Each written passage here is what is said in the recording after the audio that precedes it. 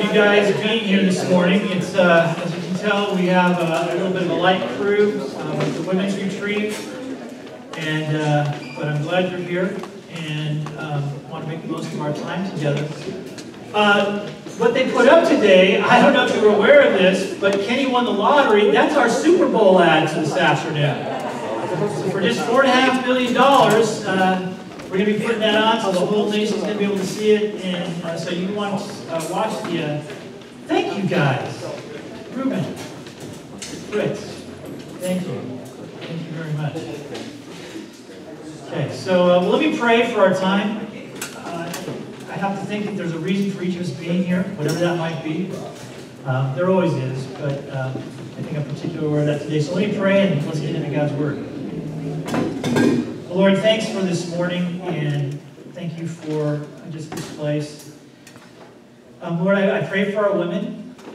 Thank you for the fact that they're able to get away, to enjoy this time. And I pray in these last moments they have together, Father, that you would be working and using that time to your glory. Pray for their journey home as the weather seems to be changing a little bit, so just guide them here.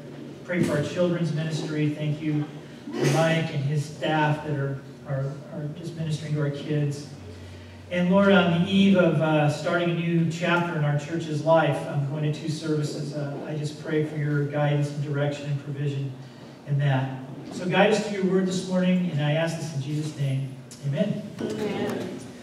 Okay, well, in your bulletin you'll find an outline to fill in some blanks and things as we go through this. We've been going through a series entitled Kingdom People. And the emphasis is, what does it look like to be a follower of Jesus? What does it mean to be a kingdom person? And I think it's a great topic because how many of you are aware of the fact that there's a little bit of controversy regarding this subject in terms of whether you're a Christian or not? I've had people tell me that I'm not a Christian because of I don't do this or I don't do that, or just feeling like there's a lot of judgment, there's a lot of animosity, a lot of labeling going on. And so Kenny's basically just asked that we let the Bible be our guide and show us what it means to be a follower of Jesus. This morning, my privilege is to get to talk about the idea that we are a kingdom of fellowship. And the more I got into this topic, the more I just found how passionate I am about this idea of the kingdom being a kingdom of fellowship and what that means and what it looks like. And describing it and applying it in a way that we can all get our arms around it and our head around it. What does it mean? What does it look like? I'd like to give you a bit of my background. Maybe some of you can relate to this. About going to church. And is that what fellowship is all about, or is it something more? I didn't really go to church until I was about 4th grade. My mom and dad, I think, had that epiphany that a lot of parents do, that we've got kids. I don't even know if they believe in God. Now, this was back in the 60s, you know, where they just put in the Pledge of Allegiance, all this. So I think they freaked out a little bit and said, we got to go to church. So we went to church, St. Cross Episcopal Church down in Hermosa Beach. And we went on Sundays. And we would go, we would park. My sister and I would go to a Sunday school. We'd come back up, and we'd go to a service, and then we'd go home. And that was pretty much it. And so my experience of church was you go, you spend an hour and a half, and then you go home and pretty much try to forget everything that you learned. Because you didn't want it to impact your life at all and change anything. And after a while, my mom and dad kind of thought, well, this is kind of valuable time. They got a Sunday school for the kids. Let's just drop them off, and then we can have breakfast, pick them up. That'll be cool. Now, I'd like to say that I was the smart one in my family, but I wasn't. My sister, younger than me, was much smarter than me. And one Sunday, after a couple of weeks of doing this, she asked the question, if church is so important, why don't you go? We stopped going at that point. We just stopped going. Well, then I became a Christian in junior high, and the woman that was very influential in me coming to Christ was a neighbor, and so she said, if you're a Christian, you need to go to church. And so I went to church. And it was pretty much the same type of thing. It was like we'd go to church, we'd sit, we'd listen. They had a Sunday school where all the kids knew each other, and they didn't really know me, so I didn't fit in very well. And that was about it. And then my mom became a Christian, and we started going to another church. Same deal. We'd sit in a pew, and we'd listen to the pastor, and they did different things, and then we'd go home, and that was pretty much it. And that was my experience. That's what church was. That's what fellowship was. It was going to church. It was listening to a message. And so basically it was this idea of you sat in an auditorium. And my understanding of being a Christian was that being a Christian meant you were part of an audience. And hopefully the pastor would be good that morning or whatever, and he'd give you a good message. You'd like it. If he wasn't, then it was bad. And you'd go home and you'd talk about that. But that was the sum of part of my experience as a Christian. That's what fellowship was. It was just sitting in a church and then going home.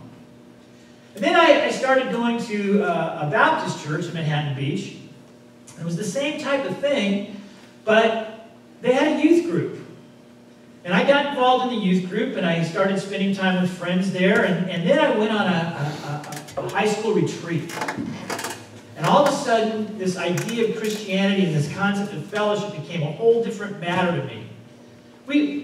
They tried to get us back into the indoctrination thing where you'd go to a program, they'd have music, there were guys who was preaching and all that, and there was snow and there was fun. But what changed my whole concept of what fellowship was is what happened in the cabin that night. Some I can share, some I can't. Because those guys in the cabin. Yeah. Thank you, Kenny. Okay, Kenny's a youth pastor, so he knows what I'm talking about. But there were some good things that happened in there. And I remember one of the guys that went up, he was our youth leader, or wasn't our youth leader, he was just a guy that they needed a guy counselor. He went up with us, and he began to share about his life.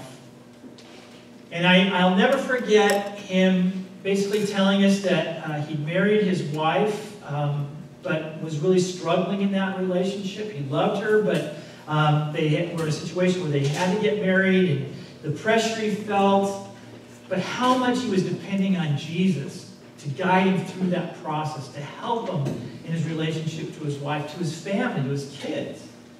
And that he made a lot of mistakes because he didn't have what he was trying to give us in that cabin, which was a young adult leader that maybe we could relate to, that we could understand. And so the guys in that, something happened in that cabin that night where all of us that were there felt a kinship. We weren't in an auditorium. It was something very, very different. And then as I continued to go to that church, I got involved. I began to work with the youth. I was the youth pastor. And then I started working with college guys. And again, trying to do things in a classroom setting where they were the audience and I was the speaker, and trying to change their lives. And it just didn't seem to work. It didn't connect. It didn't jive. And so I decided, well, I'm going to do something beyond that. So I started having these guys over to my house on Monday nights. We'd come, you'd have to read a passage, do some worksheets, and you had to apply yourself. It wasn't just a low-level commitment. It was a pretty high level. And these guys would come. And what we recognized is that most of us did not come from a Christian background. We didn't have any males in our life that we looked to as mentors, that we looked to as guys that knew more than we did. And so there was a gentleman in our church, his name was George Bryan, and George was just a godly man. He was in his late 70s, and so we invited him to come. And he would basically come and kind of let us talk, and then he just every once in a while throw in these little pearls of wisdom. And now it wasn't an auditorium anymore. It was a living room.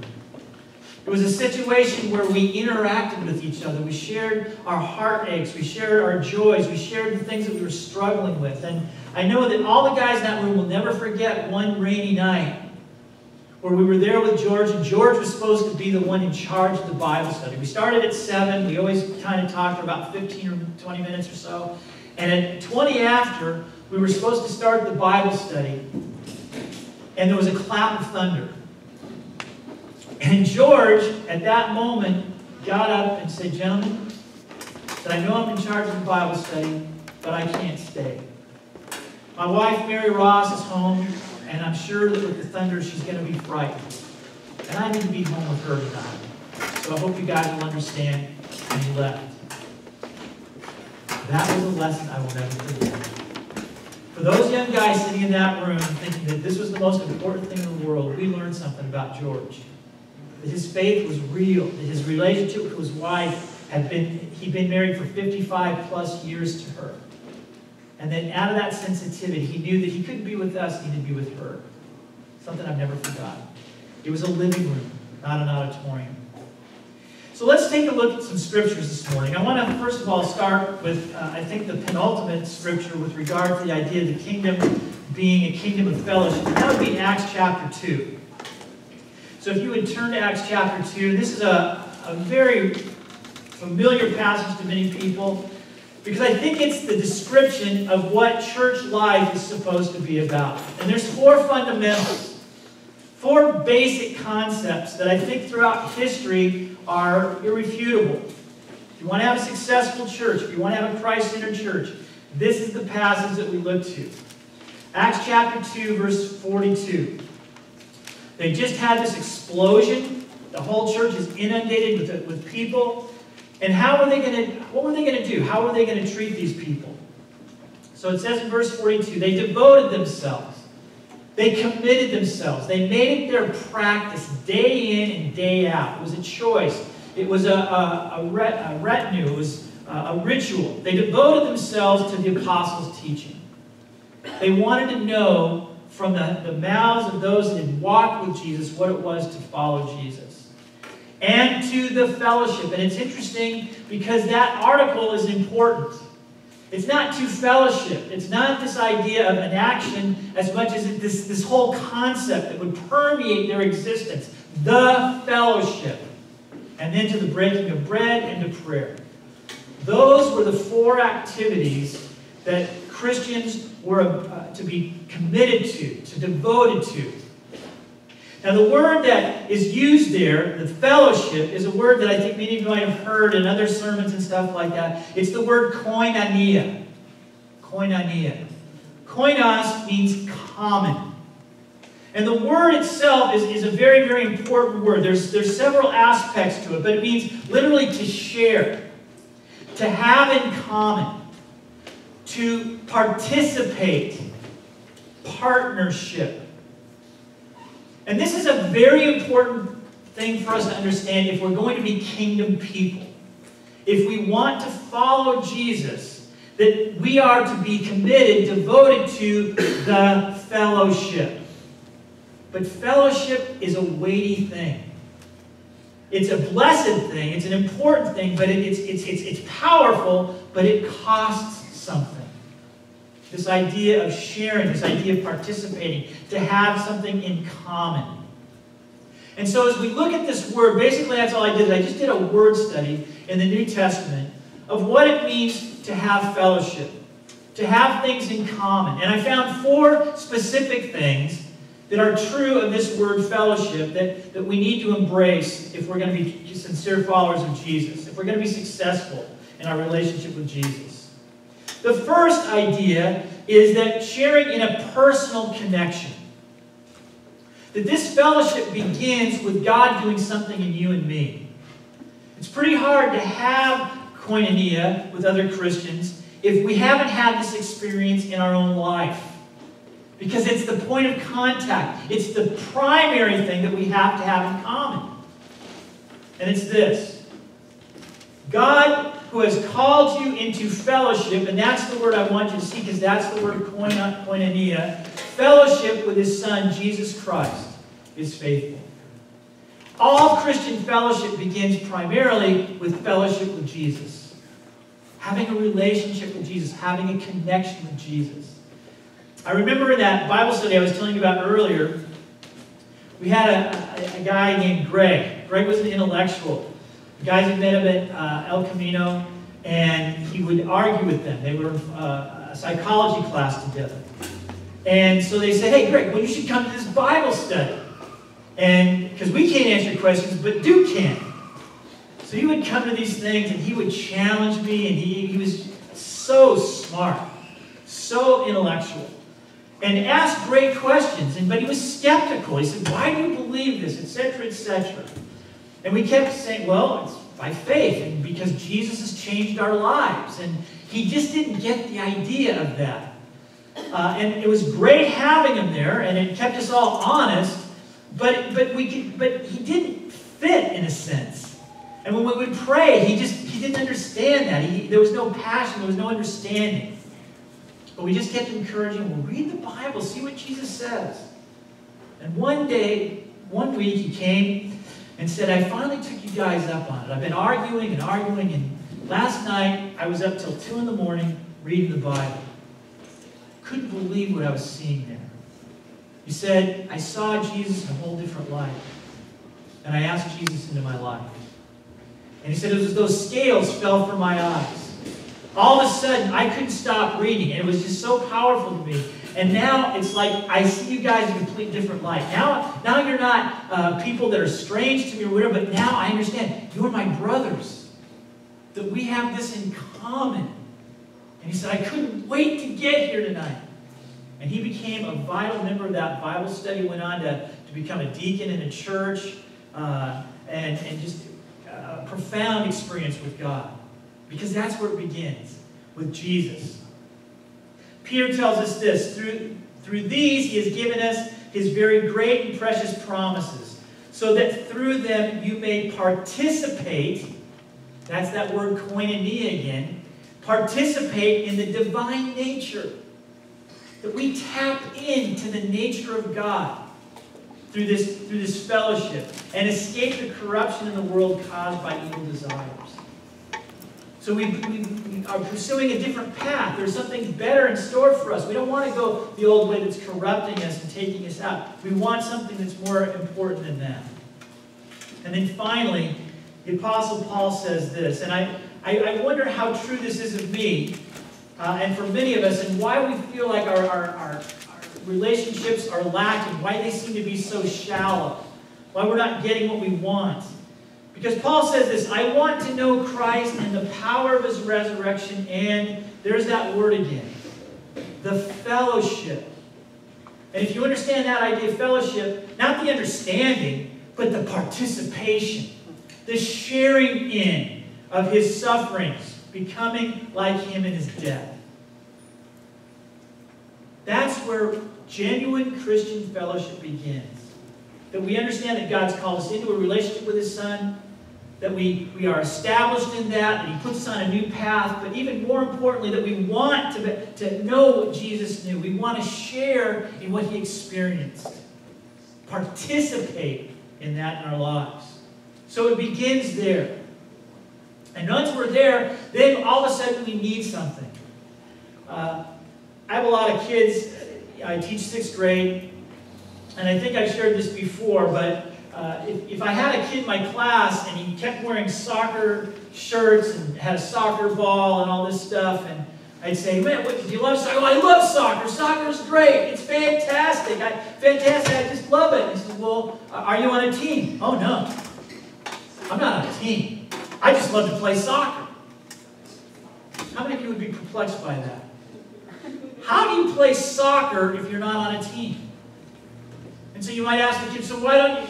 Well, I don't like the team player. I don't like the players. I just like to play soccer. Maybe there's a lot of Christians like that, don't you think? I love Christianity. I love all this stuff. Well, what church do you go to? I don't go to a church. How can that be? Our speaker last week mentioned a very important point, and kind of dovetails with what he was talking about last week, is there are 100 one another's in the New Testament. What does that tell us? The application of Christianity, the life of Christianity, has to be in community. Otherwise, it's pointless. How do you love one another? How do you bear one another's burdens? How do you pray for one another all by yourself? Now, there's times where we need to go off in solitude. Jesus did that. But for the most of his time, he was with those 12 guys. He was pouring his life into them. They were living in a living room, not in an auditorium. And so, now we move on to the next 3 ideas. We start with a relationship with Jesus. Okay, now the second thing is that we share a common faith. We share a common faith. It's important to know what we believe and why we believe it, and to build each other up in that faith. To open the Bible. What does it say about Jesus? What does it say about salvation? What does it say about important moral issues of the day? What does it say about politics? What does it say about these things? What is our common faith? So Paul says to Titus, my true son, in our, and there's that word again, common faith. Not just that it's a statement outside of us, but common that we share in it, we participate in it. We build each other up in a common faith. Then another important one, and again, just finding this word in unusual places. But I didn't expect to find it, but this is an important one. 2 Corinthians 6:14. Do not be yoked together with unbelievers. Boy, I think this is a real timely one for a church like us, where we're young. A lot of young people making lifelong decisions in terms of who their lifetime partner is going to be, who their business partners are going to be, who their best friends are going to be. And then Paul's not saying don't have relationships, don't be in contact with people that aren't of similar faith. That's not what he's saying at all. But the idea of being yoked together, you had to have two oxen that were of similar capabilities, of similar power. Because if you didn't, what would happen? If they pull one to the left, you would never have a straight furrow. The field would be completely chaotic, would be a mess. And so you put two oxen together that were equals. And when it comes to our faith and spirituality, that is so important. And I've met people in the heartache that they didn't follow this guideline, this very important principle in Scripture. Well, it doesn't really matter if we believe the same thing. Lots of people do it. And I think down the line, in the great equalizer, because I do a lot of weddings, I join people together, and this is paramount to me. It's okay if you both don't believe. It's okay if you both believe, but if one believes and the other doesn't, I'm not doing you any favors by putting the two together. Because one day, hopefully, you'll have children. And then what do you do in that situation? It will tear you apart. And I've had guys say, well, I'm not church going, something like that, but my wife can raise the kid any way he wants or she wants. But wait a minute, but you're not going to participate. You're not going to be a model. You're not going to be an example. So what is that going to tell your child? And after a while, your wife's going to resent it. It's going to hurt her. It's so important to be equally yoked. And not just romantically, but professionally. The partnerships that we participate in. Our best friends. I'm not saying that you can't have close friends that aren't Christians. I think that's important. But the ones that we turn to, the ones that we look to for, as iron sharpens iron. I think Paul is being very clear here that we need to have something in common with them, which is our faith. So we share a common faith. Another thing about this fellowship that we're involved in, and I think we leave on this table oftentimes, but is so important, is a common cause. That as followers of Jesus Christ, we have a cause that it motivates us and drives us. It's the reason that we exist as a church. I believe with all my heart that the primary purpose of the church is not the people in it, but the people outside of it. That we exist primarily for the benefit of our non-members. I know that's at the heart of Kenny and Brittany going to 2 services.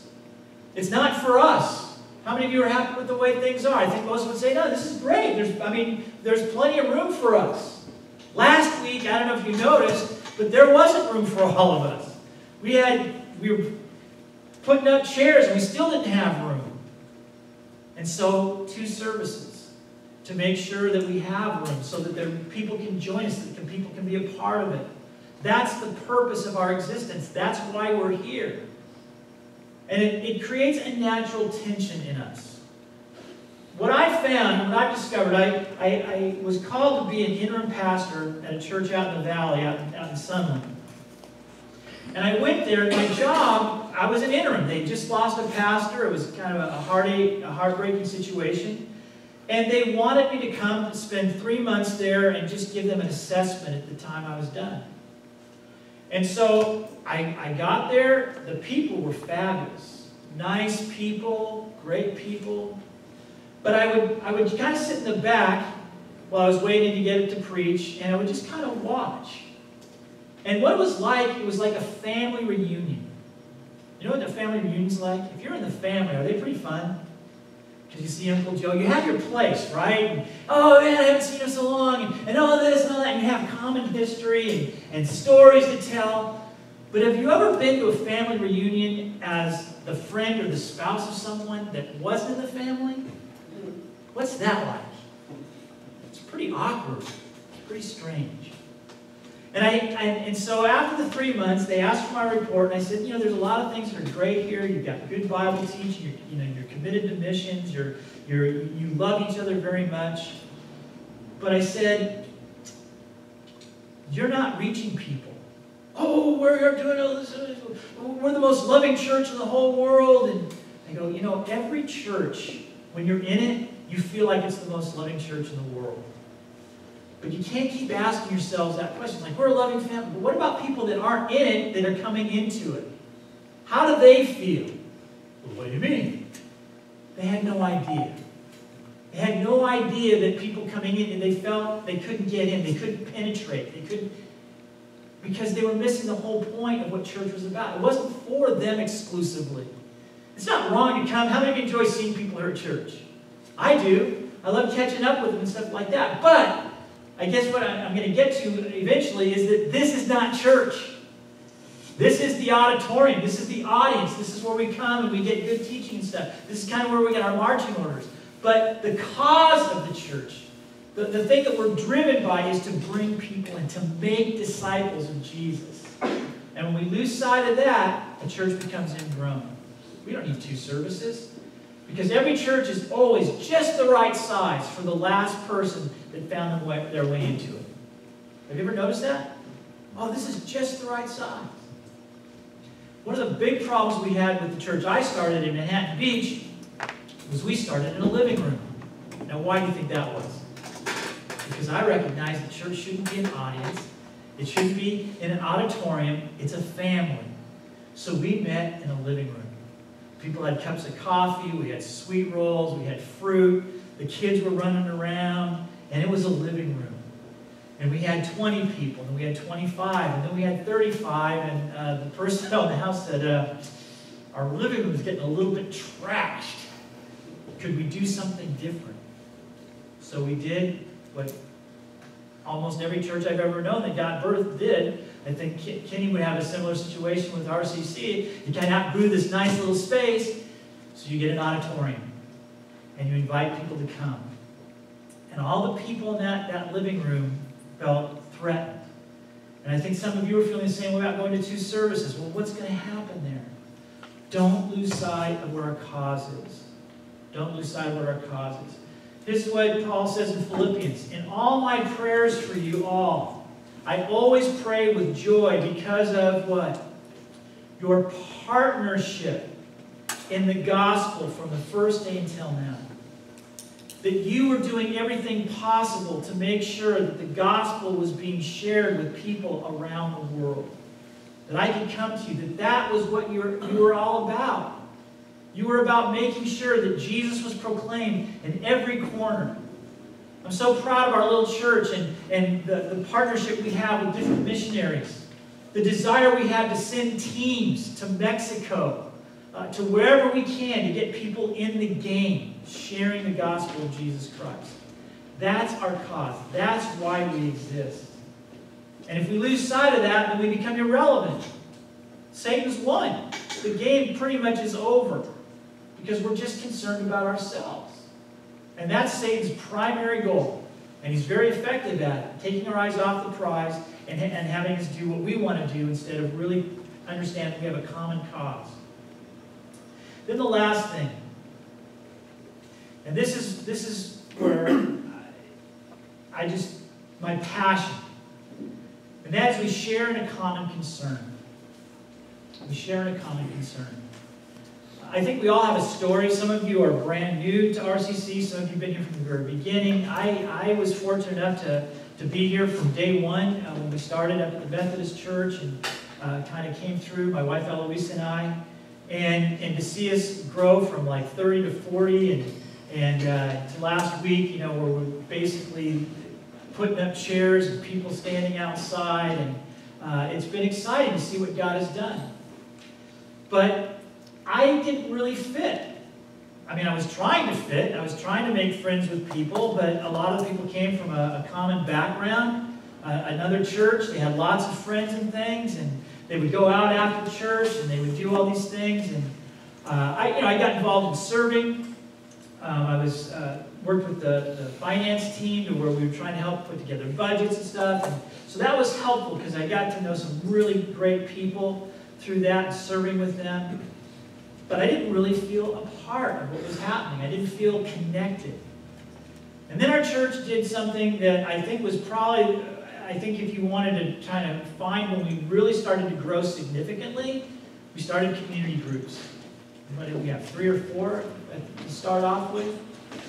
And so I said, okay, let's go, Eloise. We're going to go to this community group. And our community group was an interesting one.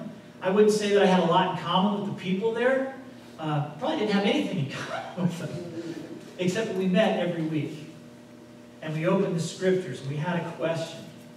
And one of the families there was, in the process, they were foster parents, and then I remember when they got their first foster child, and they brought her to that group. That transcended everything. People bring their baby to church for the first time a lot, and as a guy, I just kind of miss it because all the girls were surrounding him and stuff. But I couldn't miss it in that group and see the love in that family's eyes and just the thrill that they were going through. There was a connection. There was a bond there. And I think that's true for every one of us that have joined in. That's what fellowship is. Fellowship is sharing. It's being concerned. Participating. This is what it says in Romans. Share. That's the word koinonia. Share with God's people who are in need. And it's coupled with practice hospitality. I would say the thing I'm saddest about when you look at how Christianity has morphed over the years. From the very beginning, it met in homes. It was not an auditorium-based experience. The church was not a group of people that formed an audience, but they met in homes. They shared each other's burdens. They cared deeply about each other. And somehow we've got this idea that church is a place that you go to once a week, hear a good message, you go home, and then that's what we do. That's not what fellowship is. That's not what the kingdom is all about. The kingdom is about something different than that. It's about participating.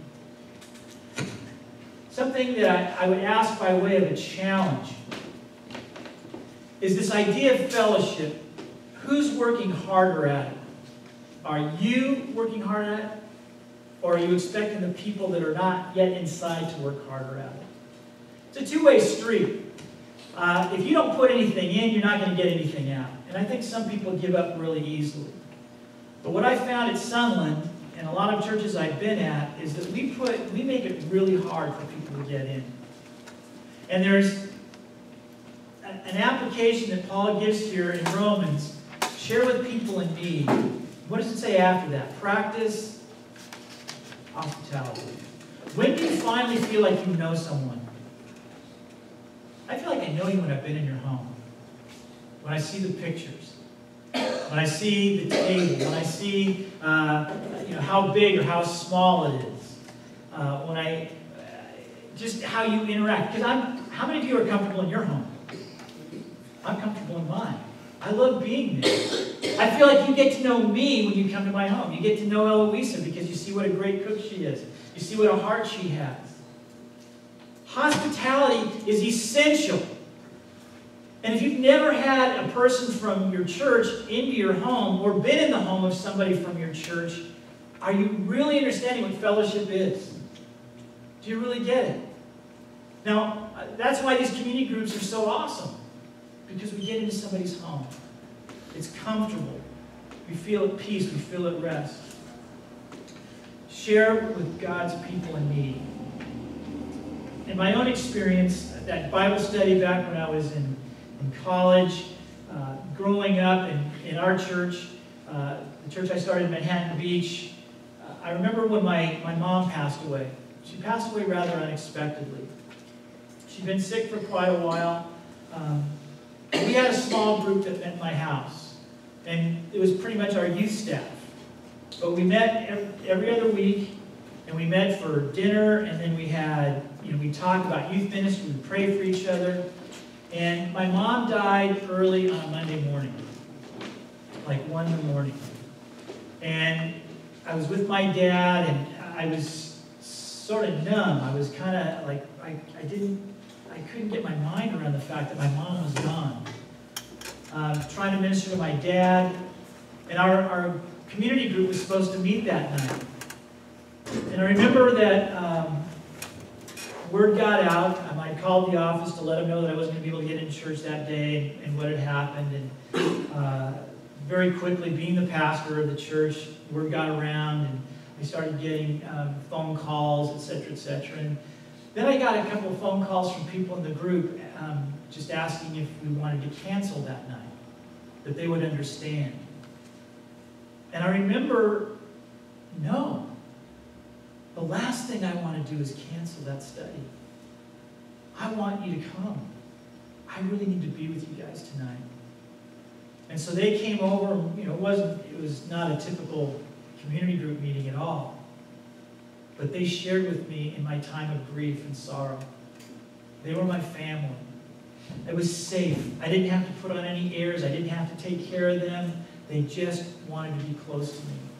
And I wanted to be close to them. It was a living room. It wasn't an auditorium. My tears were real. I didn't cry a lot. I still don't cry a lot, but I cried that night. And I think the bonds that were forged are permanent. It doesn't happen instantaneously. Do you understand that? It doesn't happen instantaneously. We have to spend time. We live in this instant gratification culture where we want to go like to 1 or 2 community groups and think, okay, I'm in. It can take months. It can take a couple of years. But it's worth it. That's what fellowship is. We can have the worship team come up. I know it's early, but close with this. And this is where our speaker last week closed. From Hebrews chapter 10, verse 25. The author says, "Let us not give up meeting together, as some are in the habit of doing." And the word habit is what I want you to focus on. A habit is something that is the result of a repeated activity. How many of you have some good habits? How many of you brush your teeth regularly? That's a habit, is it not? Okay. How many of you get up and get dressed in the morning? All of you, right? Okay. That's a habit. And then we have other habits that aren't so good. Gentlemen, your wives are gone, but leaving the toilet seat up. It's a habit. Something that happens as a result of continual repetition. The habit of being in church is a very, very important one.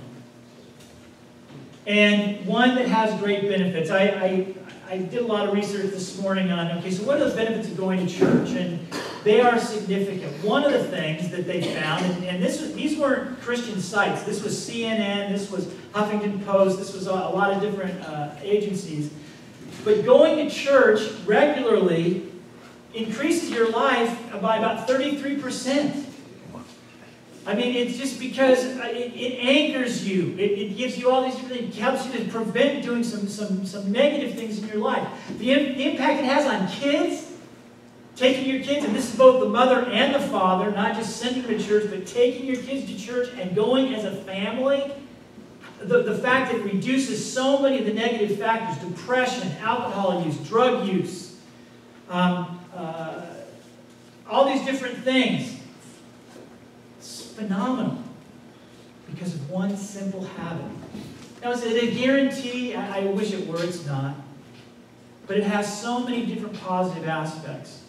And then another thing that I saw this is it says, encourage one another, and all the more as you see the day approaching. That idea of the day, you guys know what the day is?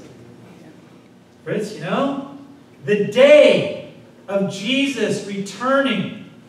How many of you are thinking he might be getting close to the point where enough is enough? You guys have messed this up bad enough. I can't take anymore. I'm coming back.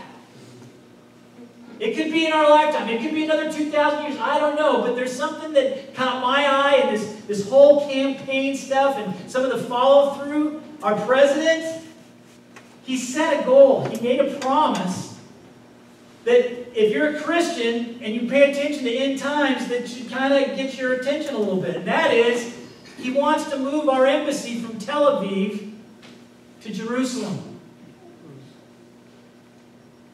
And you think, well, why not? I mean, Jerusalem is the capital of Israel. But it's also the capital of the Palestinian state.